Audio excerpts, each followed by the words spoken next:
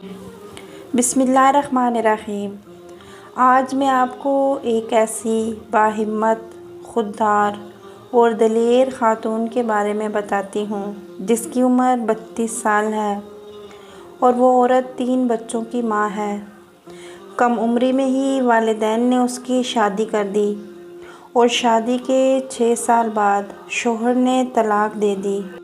باہمت اور خوددار عورت نے بجائے رونے دھونے یا کسی کے آگے ہاتھ پھیلانے کے اپنے دم پر مجبوریوں اور مشکلات کا ڈٹ کر مقابلہ کرنے کی ٹھان لی اور اپنے 3 بچوں کی پرورش اور اچھی تعلیم و تربیت کا بیڑا خود ہی اٹھا لیا۔ رقیہ خاتون منیاری کے سامان کا جگہ جگہ اسٹال لگاتی ہیں۔ ان کے پاس اپنا رکشہ ہے جسے وہ خود ڈرائیو کرتی ہیں۔ منیاری کا سارا سامان اسی رکشہ میں ڈال کر بیچتی ہیں اور خود ہی اپنا اور اپنے 3 بچوں کا پیٹ پالتی ہیں۔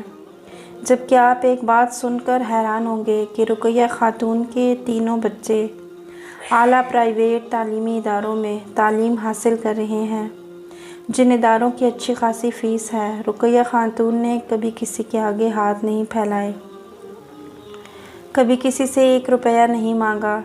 رقیہ خاتون کے بچے ماشاءاللہ قابل اور ذہین ہیں، اپنی اپنی کلاسز میں اول پوزیشن حاصل کرتے ہیں۔ رقیہ خاتون نے اپنے بچوں کی تربیت احسن انداز سے کی ہے۔ بچے 5 وقت کی نماز اور تلاوت قرآن پاک کے عادی ہیں۔ رقیہ خاتون کو میں نے جب بھی ہیلپ کے لیے بولا تو آگے سے جواب آیا، سر آپ کی دعا کی ضرورت ہے، میں اپنا سب کچھ مینیج کر لیتی ہوں۔ میں نے زندگی میں کسی سے کچھ نہیں مانگا، خدا مجھے کسی کا محتاج نہ کرے۔ رقیہ خاتون ایسی تمام خواتین کے لیے مثال ہے جو طلاق ہو جانے کے بعد، گھر ٹوٹ جانے کے بعد کمزور پڑ جاتی ہیں، اپنی زندگی سے بیزار ہو جاتی ہیں اور جینا چھوڑ دیتی ہیں۔